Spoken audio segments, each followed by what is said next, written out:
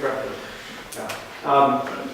Preferred stock and common stock. Does anyone know what the difference is between these two? Okay. Yeah. As far as I remember, if you have preferred stock and the company finishes its operations, then with the money that is left off, first you pay off the preferred stock, and then any money is left, and the common stock. Yeah, that's exactly it. That's the difference between preferred stock and common stock. Preferred stock is higher in the hierarchy of liquidation preference. So when the company gets liquidated, the preferred stock gets paid money first before the common stock. And a lot of people get paid money before the common stock. Usually when a company gets liquidated, the common stock gets nothing because it already has huge debts. So first all the debts get paid off, and then the preferred stock, and then the common stock gets whatever left over. So this is going to, it'll be apparent why this is important in a second. Yeah, liquidation preference. That's the biggest thing. The preferred stock gets money before the common stock. The other thing, though, is that preferred shares don't participate in the profits of the business. They get sort of a fixed coupon usually. So, for example, if you bought Ford, the car company, they have a preferred share. It gives you some 6% dividend on it, and that's all you're going to get from it. You're never going to, if the company makes way more money than they think, then you only get the 6%. And so the preferred shares are more like a fixed coupon, like a bond almost in a way. They share similar characteristics. We don't have to get like too in depth in this, but so by default they don't participate in the profits of the enterprise. They just get the fixed amount of money, and that's it. So, you know, some people, they look at like preferred stock, common stock, and they think, well, common stock's much crap, you know, why do I need this? Well, it's actually really nice because whatever's left over after paying all the debtors and the preferred stock is what the common stock gets to keep. So if they make a huge amount of money, then the common stock gets a huge amount of money, and so they get the most of the profits then.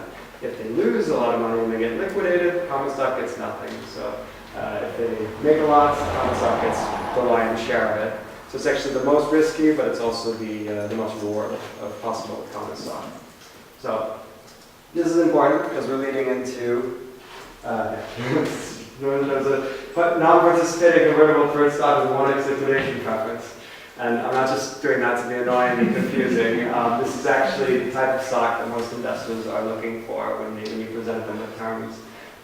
So don't worry, it looks scary, but it's not so scary, and you just have to get a general idea of what it means. Yeah, it's a bit of a mouthful. Okay, so let's talk about first this, if you just gave common stock to an investor, you're like, love the idea, here's $1 million, give me 50% of the company. Great. Then you go around to your friends and you say, hey, I'll sell you the company for $500,000. And he goes, cool. And you know, you've got $1 million in this company. And so you get 50% of the proceeds. The investor gets 50% of the proceeds, which means from that $500,000, you get $250. The investor gets $250. Your friend gets a company worth $1 million for only $500,000. Well, you know, it's a lot of numbers going around. So who wins? You got $250,000 for nothing. You sold your company for 50% of it, so you get $250,000. Your buddy gets $500,000, and the investor loses because he put up $1 million and he only gets back $250,000.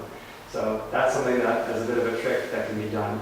So this 1x liquidation preference is for the investors. It means that if the company liquidates, the investor gets back his whole initial investment before you get anything back. So in that case, if you tried to sell the company to your friend for $500,000, the investor would get it all back. He would get the $500,000. If you tried to sell it for $1 million, the investor would get $1 million back. So that's to protect the investor from that kind of trick, where if the company gets liquidated, he gets all his stuff back. Now, because I mentioned about preferred stock, they don't participate in the profit. So convertible means that you can convert the shares to common stock at any point you want to. So for the investor, it's important to do that because once the company is now showing that it's making a lot of money, the investor needs to be able to participate in that money. So he has the preferred shares at the beginning to protect himself from bankruptcy, liquidation.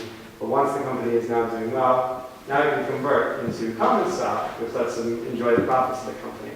So they're not going to take preferred shares that aren't convertible.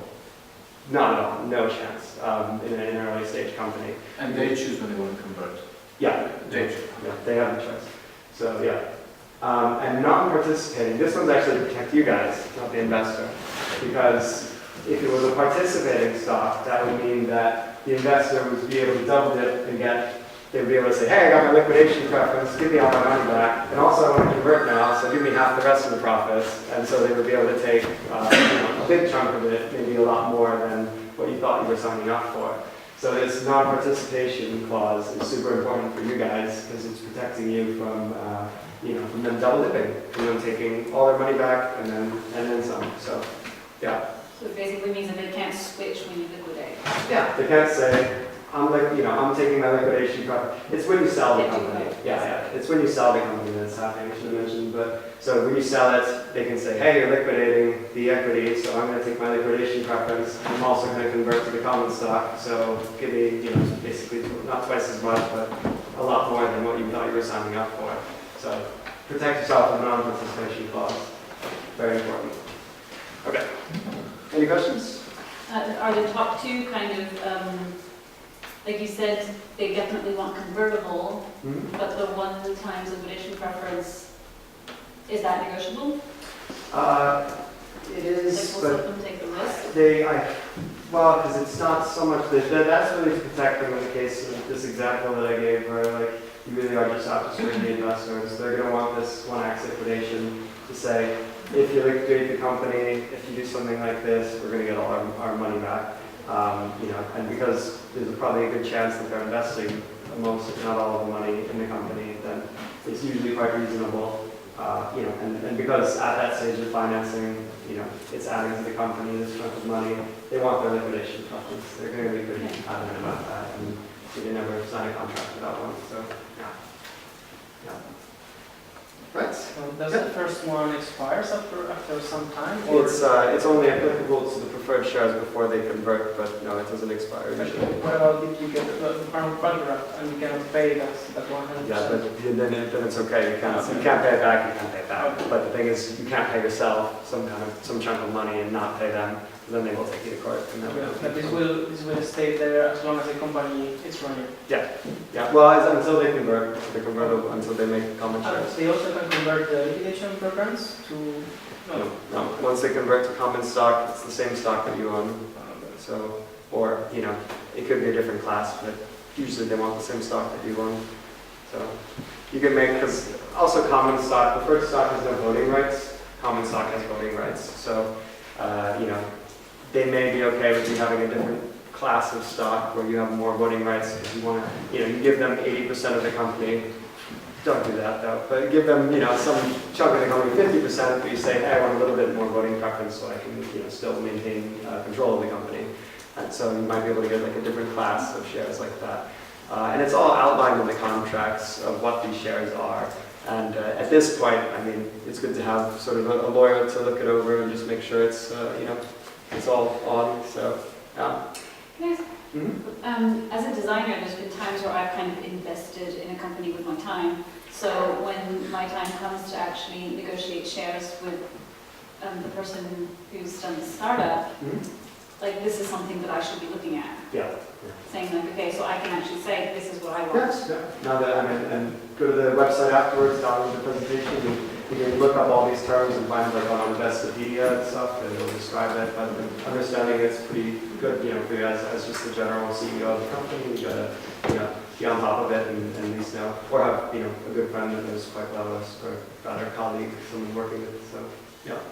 But yeah, very very good to know. Because if you don't know it, so what you don't know is probably what's gonna end up biting you in the ass in the end. So, what's the saying? It's like what you don't know can't hurt you. Completely untrue. What you don't know can really hurt you. So, yeah. So basically that's kind of like the best kind of share or stock to get. It's very specific for an early stage company. And it's what they want for the reasons outlined, to protect against being scammed and to have a certain amount of, that's really what it is. It's to protect themselves as much as possible, but then it also protects you guys as well. So, yeah. And this is the standard for startups. There's all kinds of different shares and different financing structures, but this one specific for startups. This is a rule of thumb how much you should give an investor. So if he comes in and says, yeah, I'm going to give you X amount of money, like how do you work out, yeah, I'll give you 40, or how do you negotiate and say, no, that's what? I would say if you have some concrete proof that you've got a certain amount of income to be expected, you sort of generate it based on that. So like if you're going to make millions and we're coming up to the valuation section, you know, then you say, well, I'll give you 10% and they'll be happy with it because they'll get a certain return on it. But if it's really early stage or something, and it's not really always the end of the world to give like 45% of your company away, because if you get them really invested in it, then they're really going to help you as well. So I know it sounds like, you know, like Dragon's Den or whatever, where they come in, I want 90% of the company. But if they have 90% of the company and they make it go really well, that 10% is going to be worth a lot. So, yeah. So, you know, don't be totally put off. And then in the first negotiation round, they'll come to you with a number, and you should probably come back with a different number. Just, you know, stand up for it a bit and say, no, we want this. But yeah, I don't know. There's not a set in stone amount. It depends on the revenues you're projecting and how much you think you can, the company is worth. And so if it's something that's regional and make a certain amount of money, it's different than something that can go global and make, you know, tons and tons of money. So, yeah. All right. And then, so this is IRR. I chose IRR, and I don't know if this is the right move because DCF is also good. But IRR, does anyone know what IRR is? It's like the internal rate of return of a project, and it can be, it's used to estimate a percentage return on what the investors are going to get. So, yeah, internal rate of return. It's not the only valuation method. There's tons of valuation methods. Here it's really difficult to see, but you have this amount of cash for investors coming out from their investments, and then you've got dividends that start to arrive here, and then you've got an exit value, which we'll talk about next, which is what the firm is worth after 5 years. You put it all together, and you make this calculation that says money out, money in, what kind of return are they getting on an annually compounded basis. Do you guys know what compounded returns means?